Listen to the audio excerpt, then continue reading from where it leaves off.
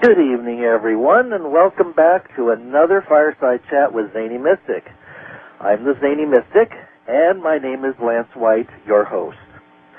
Tonight, I'm thrilled to have an old friend return to the show, Liz Millar.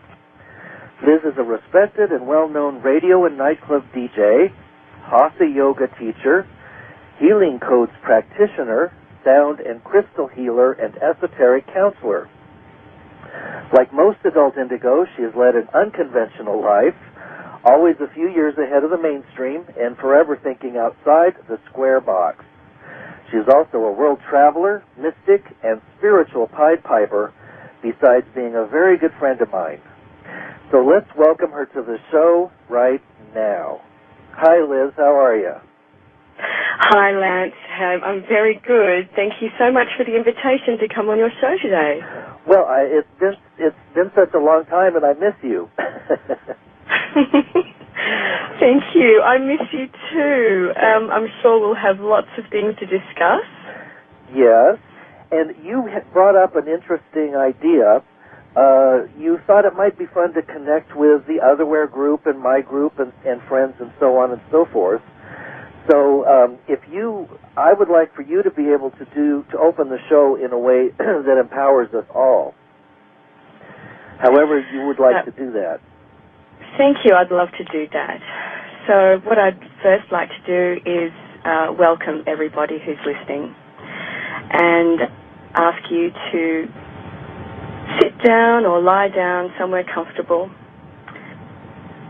Check that your spine feels nice and straight. Relax your jaw, relax your shoulders, and start to breathe. We're going to work with an exercise that our dear friend Fred Burks introduced on his weboflove.org website that we use many, many times during the broadcasts that I was able to do with BBS Radio with the Otherware show, which is the Web of Love exercise.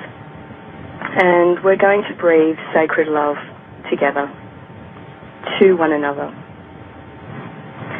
So as you feel the breath coming into your body, just allow it to enter you as light. Feel that light igniting all of your cells, your DNA, your heart. And see within your heart a beautiful single candle flame burning steadily. Know that this flame represents your divine essence. And universal love is a frequency that unites all into wholeness. Continue to breathe and feel your body relaxing. How wonderful it is just to breathe. Knowing that the air that enters our body has been breathed by all the greatest visionaries, leaders, teachers, and thinkers. By all beings who have ever lived on this planet. And we share this breath with them.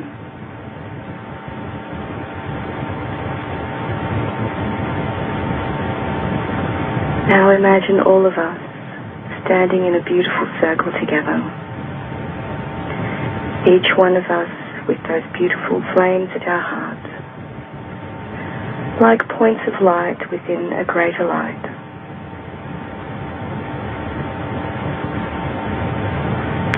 As we feel the connection that we all have to the circle and to that light within each of our hearts.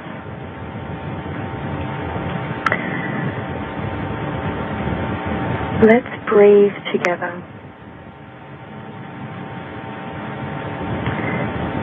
As you inhale, say to yourself, your sacred love flows into me. And as you exhale, my sacred love flows out to you.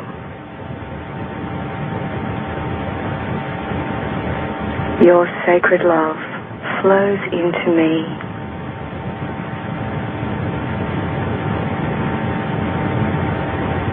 And my sacred love flows out to you. We breathe together, feel the celebration in all of our hearts as we remember our oneness, our connectedness.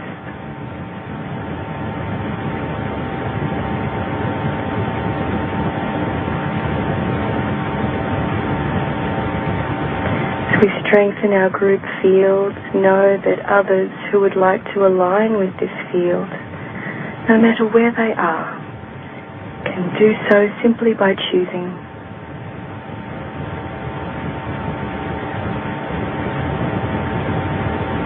And as our group field grows brighter, see that light of your heart beginning to expand, filling your entire body.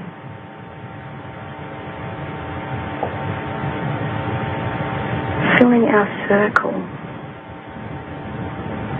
And see that circle surrounding the entire planet.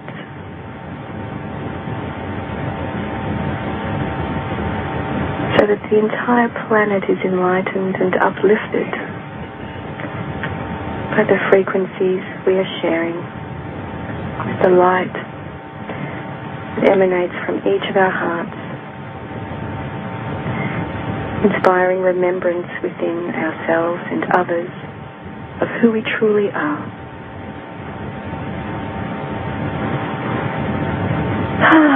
And then take another deep breath in, feeling that sacred love flowing in.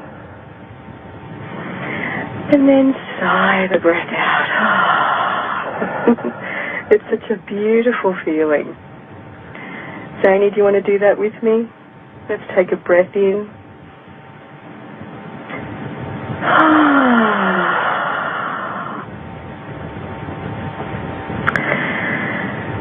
And so, with that beautiful image and those intentions alive in our awareness, I think we can begin.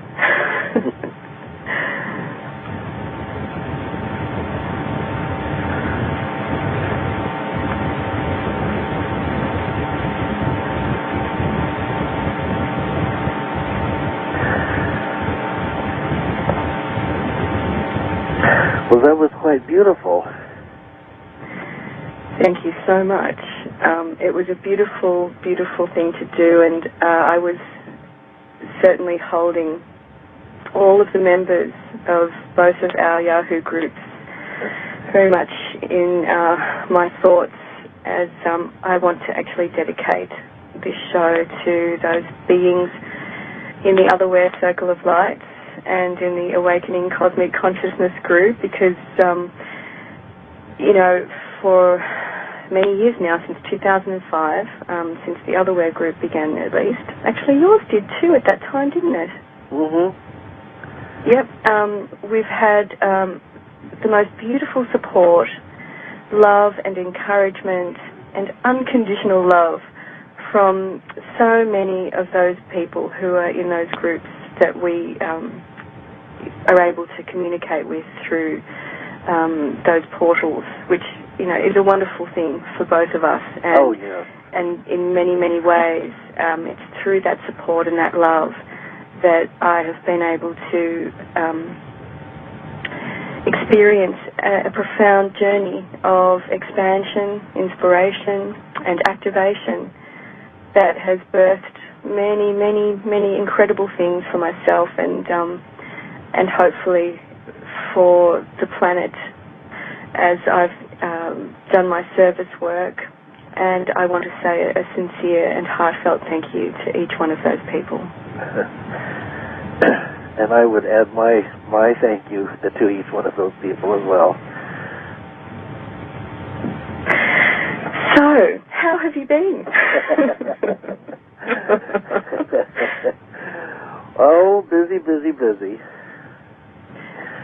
Well, busy. I think that's kind of our path, isn't it? Yeah. I think that's what we signed up for. I think so. Sometimes I go kicking and screaming, but go nonetheless I do. What is it? Sorry to turn the tables around for the minute.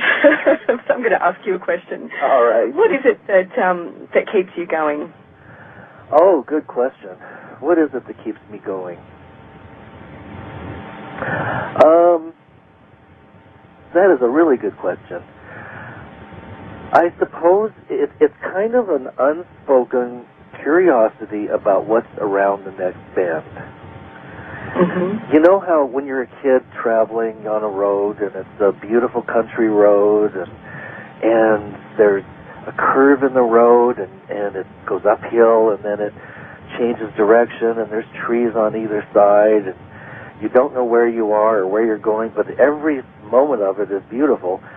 And I have this innate curiosity to find out what's around the bend. And for me, that's kind of part of that has taken form in the shape of wondering what this December 21st, 2012 moment might be like. Mm-hmm. And finding out as much as I can about the Mayan calendar and trying to find people whose information I feel comfortable with, that resonates to me, and then trying to pass on, share what I can on my own. And I think I have more fun sharing things than I do. I have fun discovering things too, but I really enjoy sharing myself with other people and the process of discovery together and growth. That's such a good answer. Well, thank you. Thank you for sharing that. Thank you. And so there's another thing too that there's a subtle thing, and I don't know if you experience this as well, but I feel as if I have the potential or the possibility to do something new. And I know you feel similar experiences in your own life, that there are perhaps Taj Mahals to visit or pyramids to visit, although you might have done that already. For me, I feel most excited when I'm writing a book. And there's just something that cannot replace the creative juices that flow when I'm putting words together and creating something that might move another human being. And tonight, I got a phone call from an old friend from Nevada, and he's going to be coming through, and he's going to bring a good friend of mine's writings. She goes back 35 or 40 years. She's deceased now, but she was in that Gurdjieff Ouspensky school with me, and I'm going to have an opportunity to review her writings and possibly use them in another book. Oh, that's fantastic news. So, if nothing else, it'll trigger the creative process. And yes.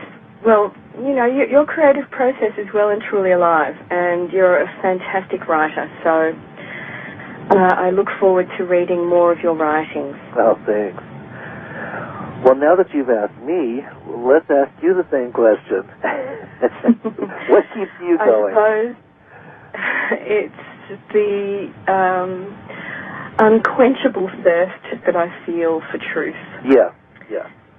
That's even better. I like that one even better.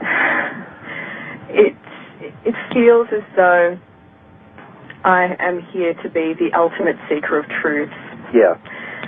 And so much of what I find resonates with me is information that has actually begun to become awakened through finding it. It's awakened from a place where it was dormant inside of me, where I already knew it. And so many of the things that I've learned are things that I've really learnt that I'm actually remembering. And so the process has been remembrance of truth, because it was already all inside me in the beginning. Yeah. And it's never left me. Yeah. And it's the same for each one of us. Yeah. and the things that resonate the most with me confirm what I already know. Yeah. Or they awaken something within me that I realize I already knew. And so my whole life has been this really quite extraordinary journey of remembering. And the more it goes on, the more I remember, the more of my memories of other parts of myself are restored. And as I open my heart more and more to the unity and oneness that we all are a part of, the more those memories are restored, because it's love that's triggering that remembrance. And I think, you know, the journey is really about returning through seeking these truths, returning to that place within myself where I am at one with everything. And it's not just a concept, it's a reality, a live experience, you know, that's part of the fabric of my reality. So yes, I guess that's what keeps me going. Well, that's wonderful. I wish I had said that first. I mean, because that's like, that hits a core button, right? I mean, it's like, if I had to sum it up, that what I said was good, but I would have cleared away a few layers and I would have got to what you said, because it's so important. Well, you know, we are all just reflections of each other. So I'm holding a piece, you're holding a piece. What we both said was beautiful, I think. Right. But they are different parts of the same whole. Do you find that it's difficult being a little bit ahead of the pack, or maybe being so aware of various truths and knowing certain things that are not being revealed to the bulk of humanity at this time? It was, Janie, it really was. But I can truthfully say in this moment it isn't anymore. In fact, it's a joy. Really? Yes. It was difficult when I felt alone and I couldn't express myself authentically with the people around me. And when I did, often I was met with confusion, you know, people being fearful or projecting their own sort of shadow at me. Right. Or just, you know, I mean, my dear friends always just thought I was just a little bit nuts.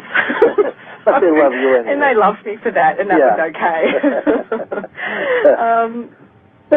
But now I've managed to, through my intention, to reconnect with others who are holding similar code to myself, and that I feel are part of a particular family of spiritual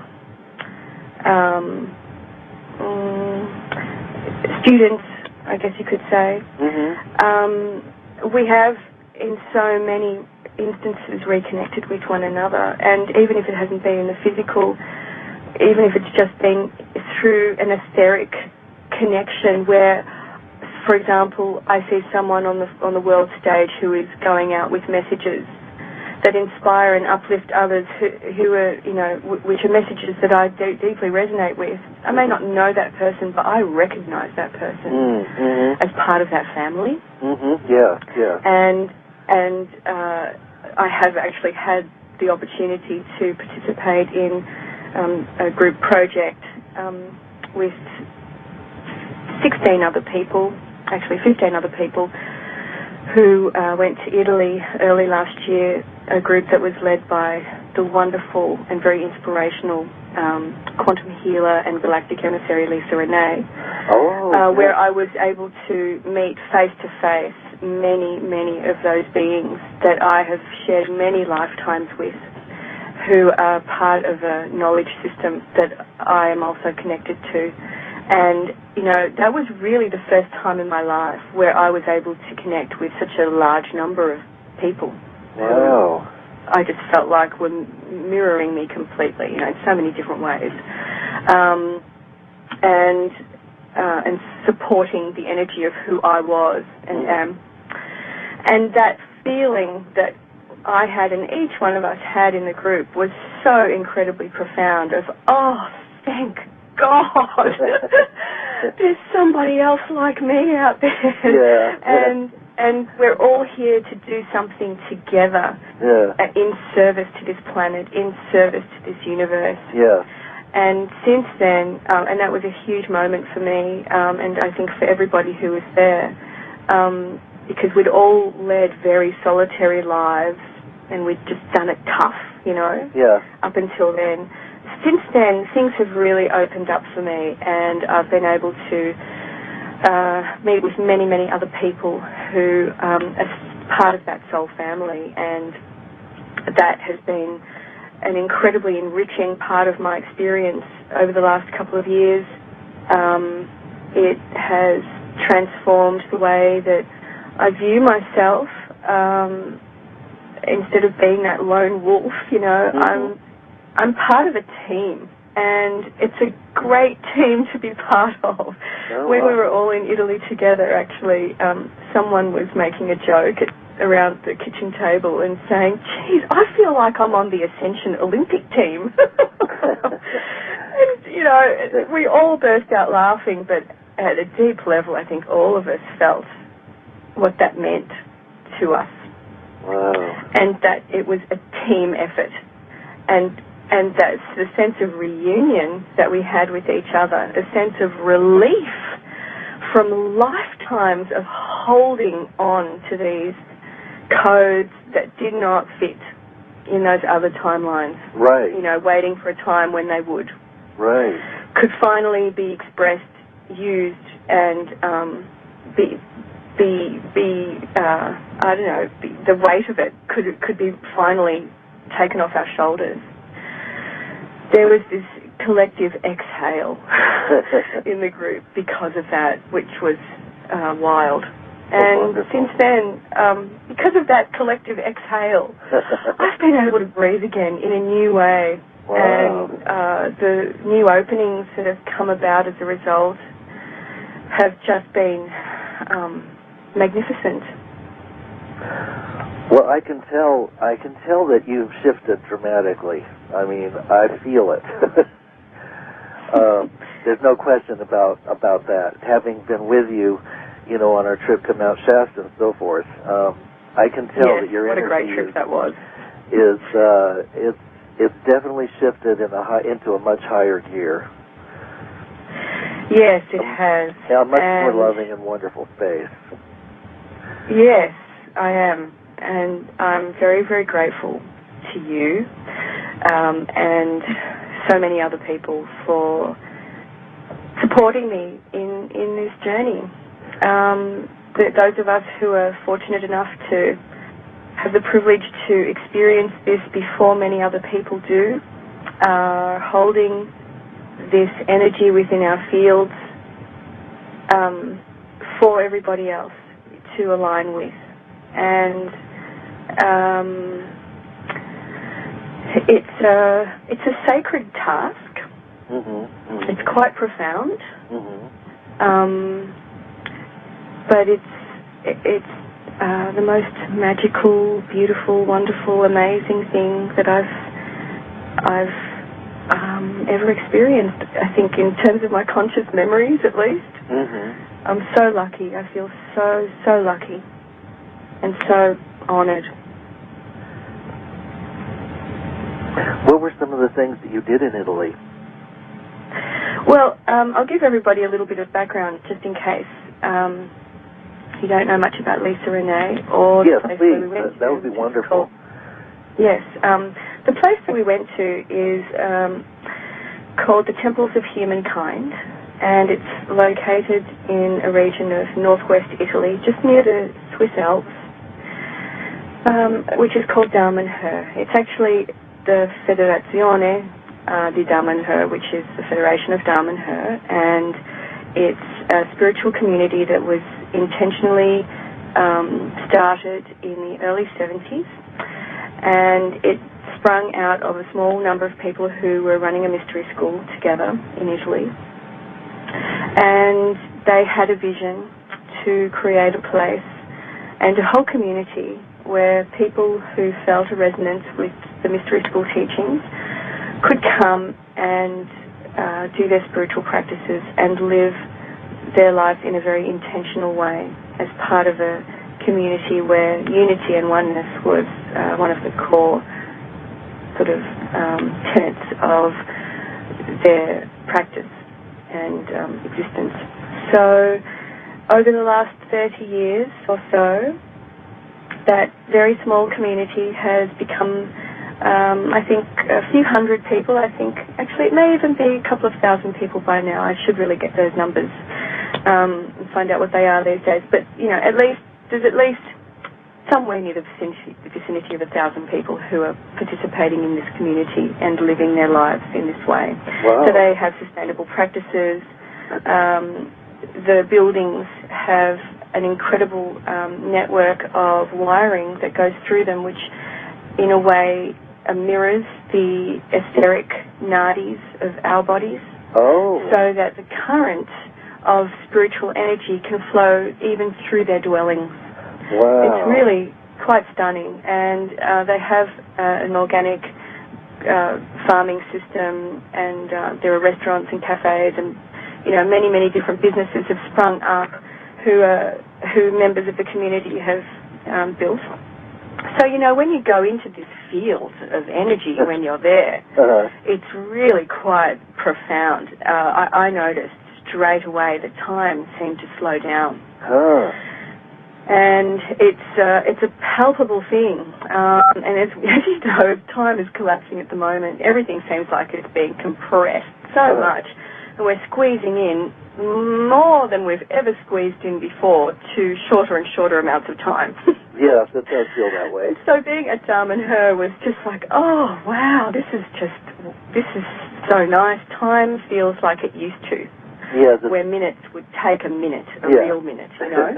Yes. Hours would take a real hour, and you'd be kind of thinking, gee, when's the hour going to be over? There wasn't too many of those times, but there were a couple. The group that went there was a group that answered a call that Lisa Renee put out through her website, energeticsynthesis.com. And for those of you out there who did listen to the shows when I did them on BBS Radio, you'll know Lisa Renee very well because she came on the show, I think, 3 times. And during that time, the two of us really developed a wonderful friendship. Yes. And I was very fortunate to meet her in person the year before, in 2007, just after I'd been with you, Lance. I went down to Santa Monica, and Lisa and I, met face-to-face for the first time. And a few months later, she got a tap on the shoulder by the guardians who she works with, that there was to be a group of people that she would get together to go to Dharm and Her to participate in some planetary service work.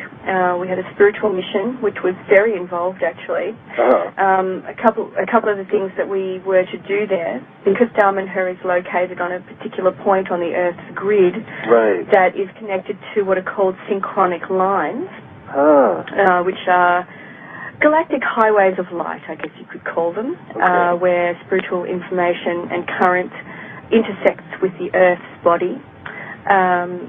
There's a very powerful intersection of these synchronic lines at the very spot where Dharm and Her has been built and where the temples have been built. Wow. And so we were to work with those synchronic lines and basically act as representatives for humanity, to ask for humanity's divine blueprint to be reinstated to the whole human race. We worked to recode the elements of the planet with new tables and blueprints which were needed as the planet is going through its ascension process. We worked with the portal systems, including the Iran, Iraq, Giza and Tibetan portals, well, we actually worked with all 12 stargates, which are located around the planet individually, but as a group, we focused on those particular 4, which are connected to a grid network called the 4 Faces of Man. And we connected those portals to an energy feed line, I guess you could say, that connects this planet to the Milky Way core and to the Andromedan galactic core, so that we could receive some assistance, some extra assistance as we go through our ascension from groups of beings who are working to support us as human beings in the ascension process, which in many ways has sort of changed from the old vision, I think, that many of us had, and what the biblical vision of ascension is, to what it is now, which is really about an ascension process where we're bringing divinity into our physicality. We're spiritualizing matter. As you know, this is something that's not exactly new news, but to some people who are thinking we're all going to leave the planet and go off somewhere else, that's definitely not the case. We're staying right here, and we're creating paradise right here. So there were, many, many other things that we were to do there, but it was just the most incredible thing I've ever experienced. And I would highly recommend to anybody who is traveling to Italy to please make an appointment with the people at Dharma and Her and spend some time there. If you can only spend one day there, just spend one day there. If you can spend more time there, please, please do. You cannot just drop in and expect to be shown through the temples. It's not that kind of a place. Right.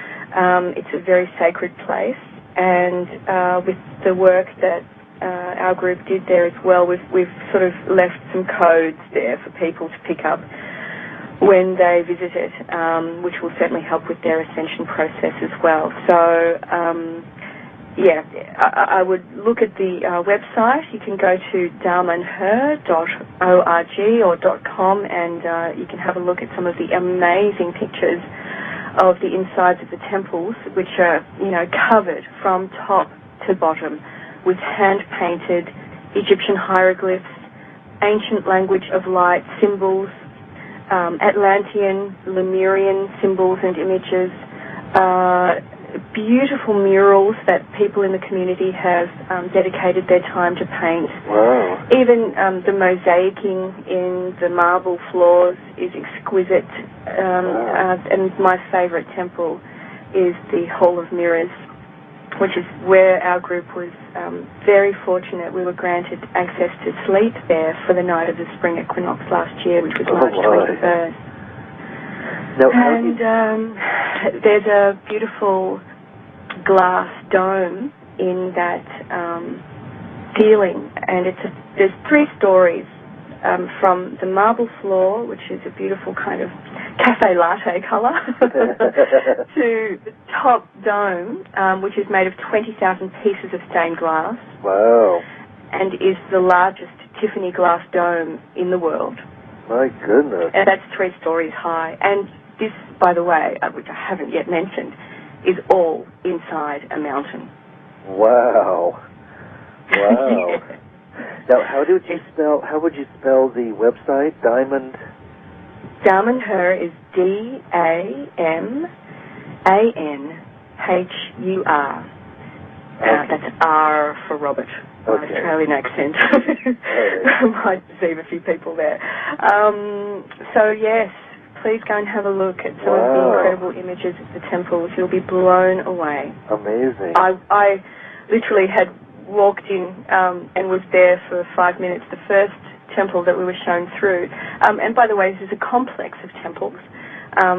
There are at least 5 that I can remember that are all carved out of the inside of this mountain.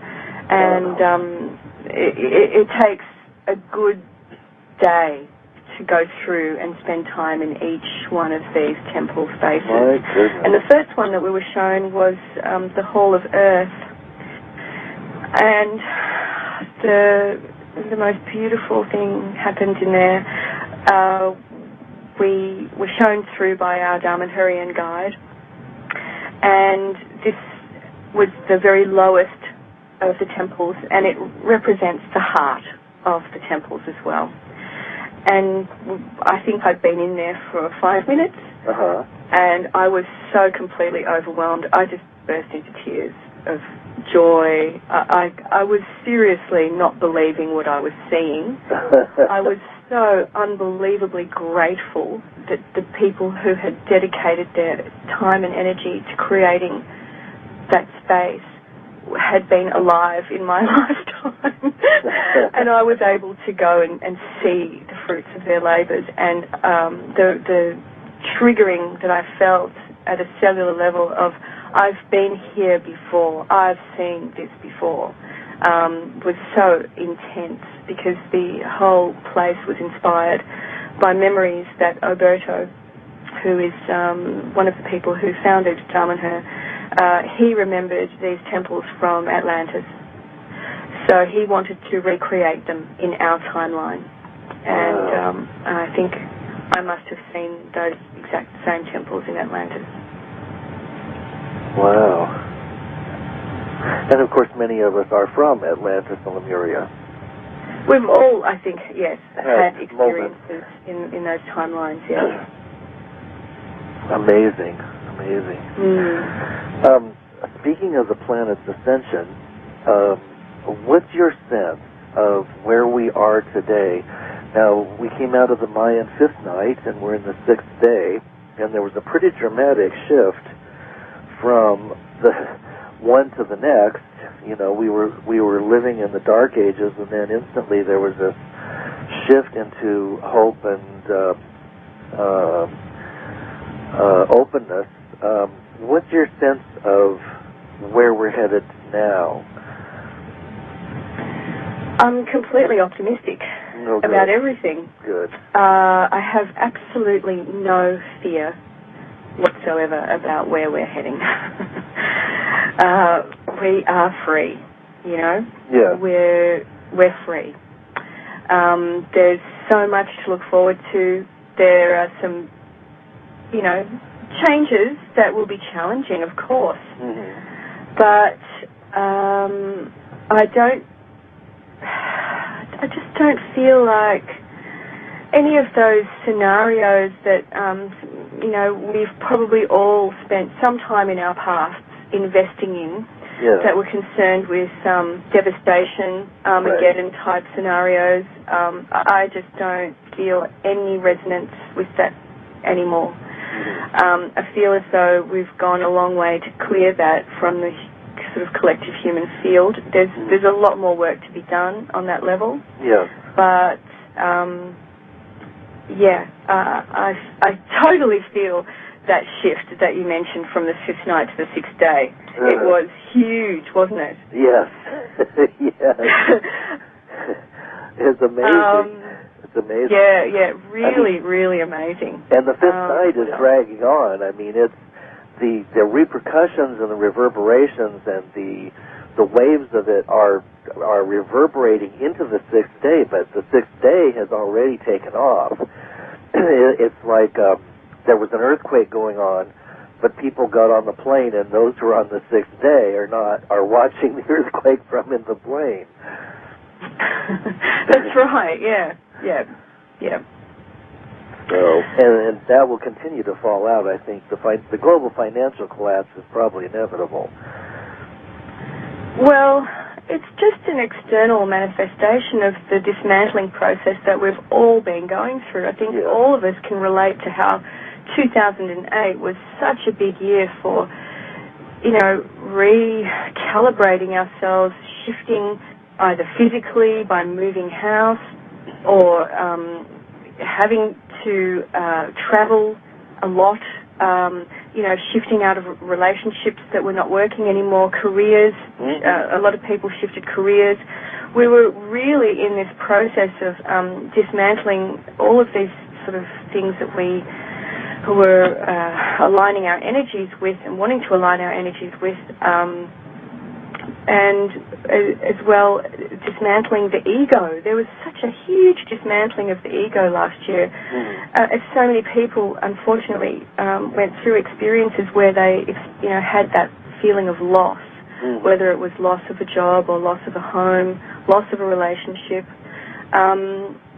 That came with that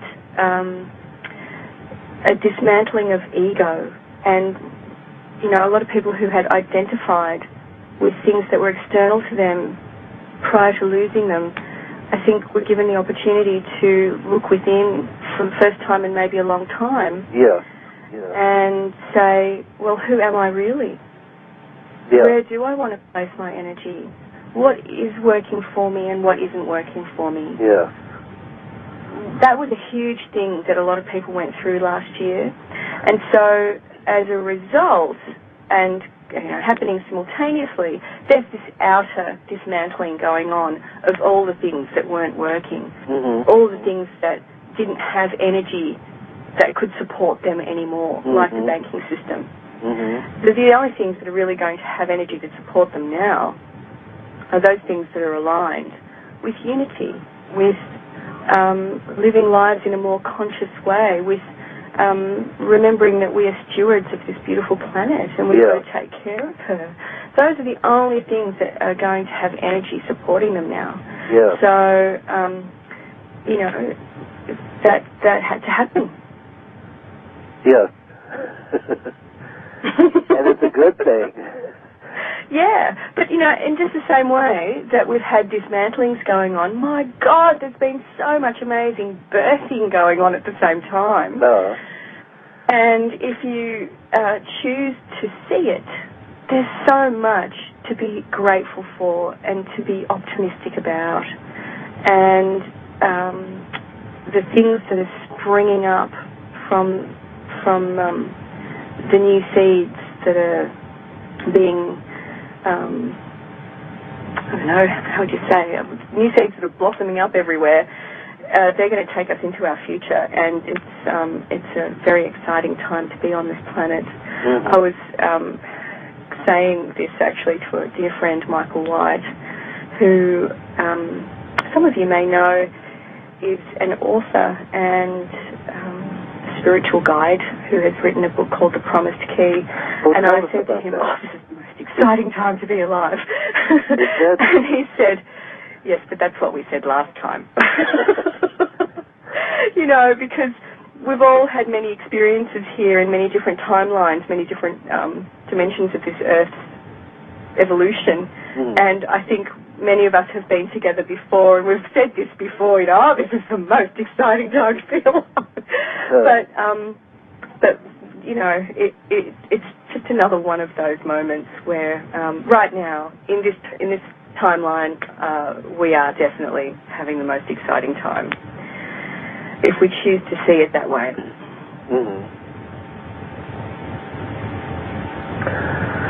Well, that sounds, it feels right to me. And are you involved with Lisa's group, Energetic Synthesis? Yes, absolutely. The trip away to Italy certainly only strengthened our friendship and connection to one another and to all of the other people who were there, as well as to the entire Energetic Synthesis community, which were fully behind us as we were on our trip. Many of the people who were at home, who had been participating in the forums at her website, were so with us in spirit, and since then I've been an active participant in the Energetic Synthesis community, and I'm very, very grateful to everybody there, and send all my love to you, my darlings, if you're listening. I really do thank God for Lisa every day. I feel so happy that we have somebody like her here on the planet, holding what she is holding. That's not to say that, it's not to give a value judgment of Lisa, just to say I'm just so happy that somebody is here holding what she's holding. And that goes for so many other beings as well that I'm connected with. And Michael White is another one of those people that I'm just so grateful for. And I would actually love to quickly have a chat with you about the Promised Key. Yes, I was hoping you would do that. I've heard about it, and not much. I'd like to know more. It's actually a book that I found out about through Lisa's website, through the forums there. And someone had posted a message. It was a very, very brief, I've been following this guy for a couple of years. He's got some interesting things to say. Go check it out kind of message. And I clicked on the link, read what he had written. He has a blog site called thepromisedkey.com. Okay. And I would highly recommend that anybody who feels any kind of resonance to anything that I've been saying today, please go and check it out. Okay. I read some of his blogs, and I was just blown away. I wrote an email, actually, to the Otherware group at Yahoo, and again, I would like to invite anybody who's listening to please join the group. It's a wonderful bunch of people, and we share some incredible information. And you can find us at groups.yahoo.com/group/otherware. Or you can just go to yahoo.com, click on groups, and look up Otherware. Mm-hmm.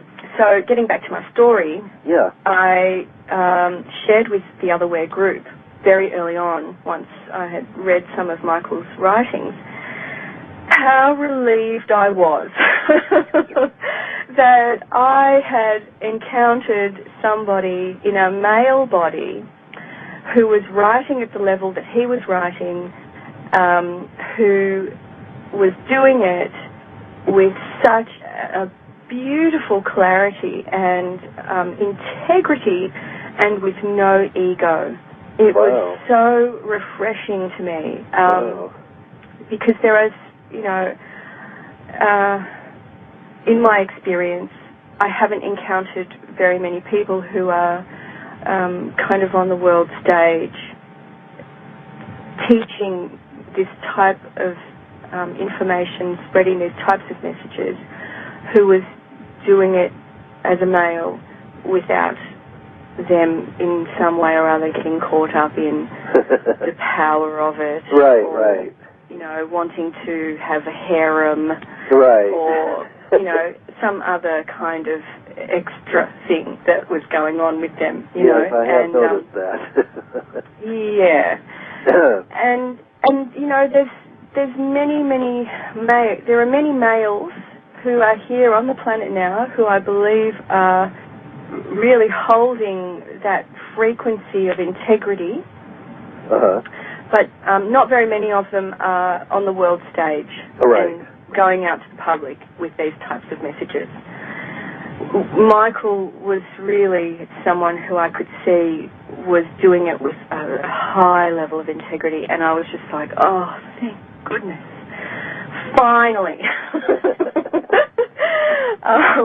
And so as time has gone on, I decided to, find out more about who he is and what he's doing. And I have learned that he has written a book that's actually a joint project between him and his partner, Susan Jackson. They've worked as a creative team on the book. Although Michael has been credited as the author, Susan deserves just as much credit as Michael because of the way that she has helped create the channel and ground the information for Michael to sort of put it all in order, because he is a very, very, very clear channel for spirit. And all you need to do is listen to him speak or read anything that he's written for you to get that. On an energetic level, you'll certainly get that, and on a mental, intellectual level, you'll certainly get that, and at a heart level. But yes, Susan has been instrumental in really bringing in the energy of divine union to their partnership and helping to ground the information.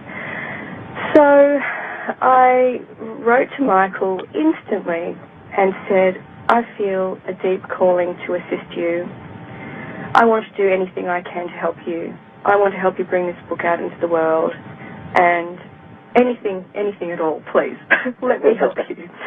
And I said I'd like to have a reading from you as well, because I knew that through the process of writing this book, both he and Susan have completely moved into a faith and trust journey of manifestation, and left both of their jobs, used up all of their resources just to make sure that this book gets written and put out to the public. So they have really, just in some ways not had a lot of resources to support them. The resources have always turned up just when they need them to, but I wanted to help support that process as well by paying for a reading. And when we did the reading together, it was extraordinary. So much incredible information came through in that reading for both of us, and it totally cemented, I think, our awareness of each other as soul family. And I've participated for the last few months in a series of conference calls that are around creating a conversation around the concepts and ideas in the book, and many revelations that are included in the book that are designed to activate human consciousness and literally our DNA in new ways. Those conference calls have really changed my life, and so much of the process that I've been in for the last 2-3 years, where I started off a couple of years ago doing that trip to sacred sites around the world. The last time I came on the show with you, we talked about that. That was towards the end of the middle and end of 2007. Then early 2008, I went to Damanhur. Many things happened in the middle of the year that sort of helped me progress on my journey and expand even more. And then meeting Michael and Susan just kind of like it's like putting your foot on the accelerator. Frosting on the cake. Right down, it's like pedal to the metal. Yeah. That's really just been a wonderful and joyous thing that's happened in my life, and I think it's going to happen for many others as well who connect with their energy and the work that they're bringing out into the world. So what's happened really over the last month since the end of last year is that Michael and Susan contacted me, and I guess we'd gotten to know each other well enough through the conference calls and the reading and various communications that had flown between us. And because there was such an enthusiasm in my being, I think that really got them excited too about the potential of us working together, in a co-creative way, in a much more actively co-creative way.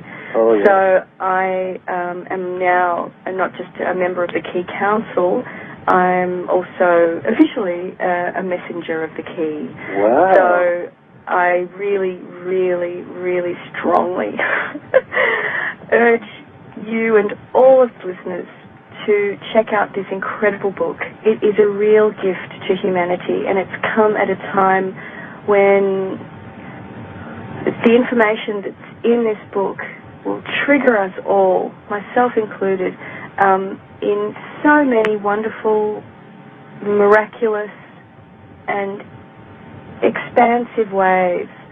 I'm just so excited by the potential this book has to transform human consciousness and the potential that it holds to restore peace on this planet. Wow. That's a big call, I know, but I believe so much in how important this book is going to be, because I know how important it has already been for me personally.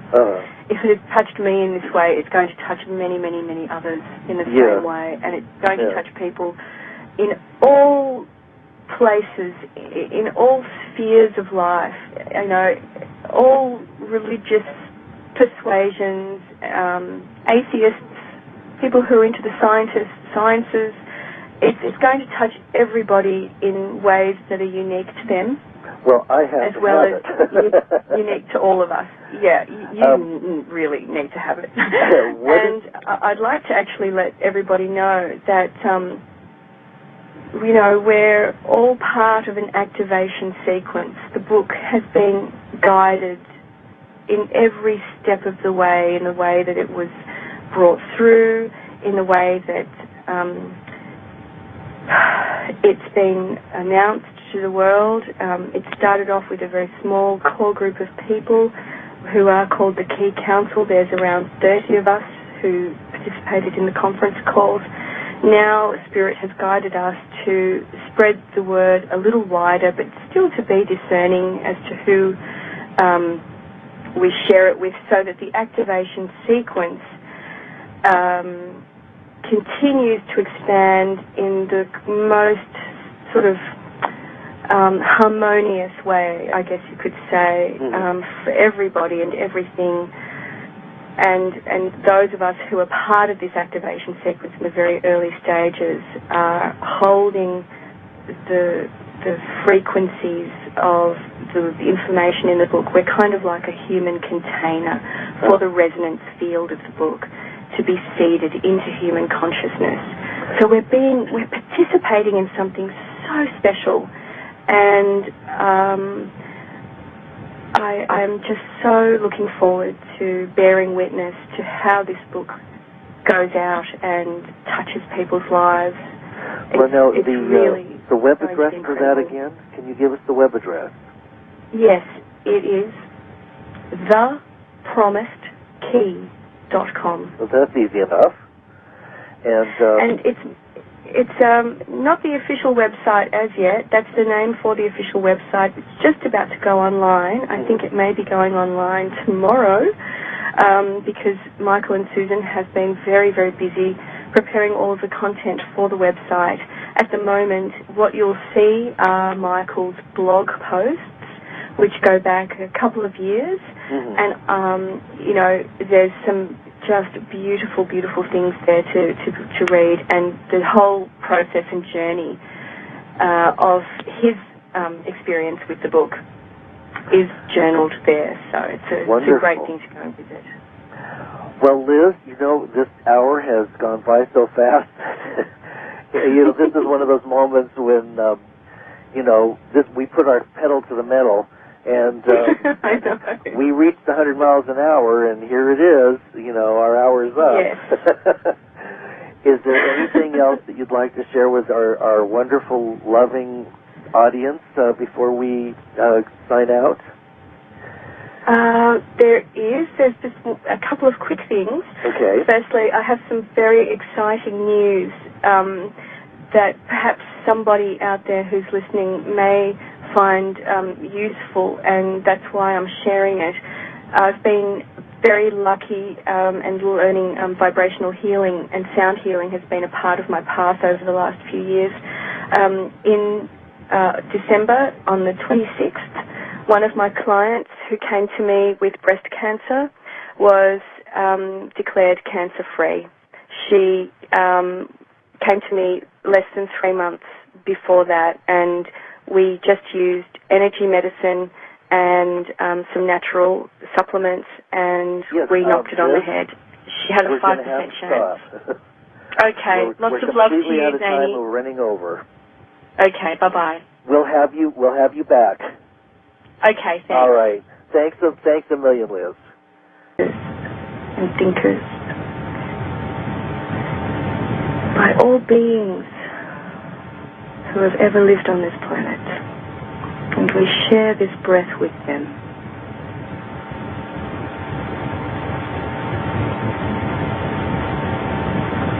Now imagine all of us standing in a beautiful circle together, each one of us with those beautiful flames at our heart, like points of light within a greater light.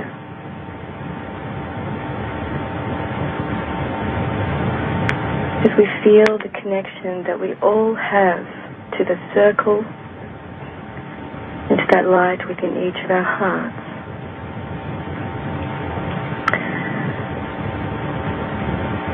Let's breathe together.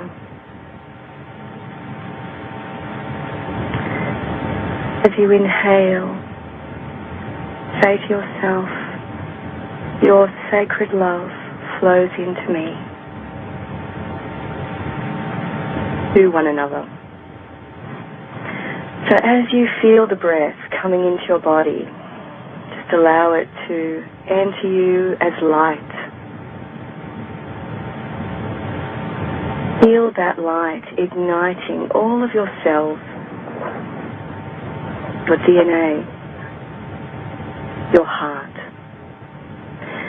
And see within your heart a beautiful single candle flame burning steadily. Know that this flame represents your divine essence and universal love as a frequency that unites all into wholeness. Continue to breathe and feel your body relaxing. How wonderful it is just to breathe. Knowing that the air that enters our body has been breathed by all the greatest visionaries, leaders, teachers. And as you exhale, my sacred love flows out to you.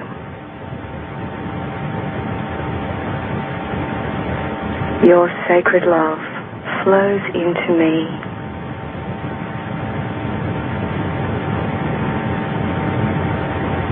And my sacred love flows out to you. We breathe together, feel the celebration in all of our hearts as we remember our oneness, our connectedness.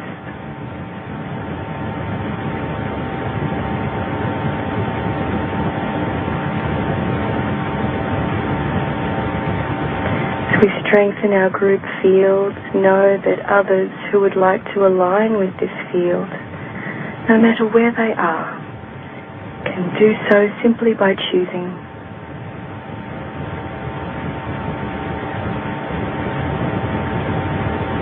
And as our group field grows brighter, see that light of your heart beginning to expand. Good evening, everyone, and welcome back to another Fireside Chat with Zany Mystic.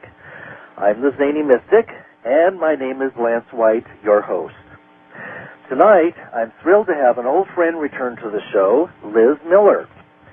Liz is a respected and well-known radio and nightclub DJ, Hatha yoga teacher, healing codes practitioner, sound and crystal healer, and esoteric counselor. Like most adult indigos, she has led an unconventional life, always a few years ahead of the mainstream and forever thinking outside the square box. She is also a world traveler, mystic, and spiritual Pied Piper, besides being a very good friend of mine. So let's welcome her to the show right now. Hi, Liz. How are you? Hi, Lance. I'm very good. Thank you so much for the invitation to come on your show today. Well, it's been such a long time, and I miss you. Thank you. I miss you too. I'm sure we'll have lots of things to discuss. Yes, and you had brought up an interesting idea. You thought it might be fun to connect with the Otherware group and my group and friends and so on and so forth. So I would like for you to be able to open the show in a way that empowers us all. However you would like to do that. Thank you. I'd love to do that.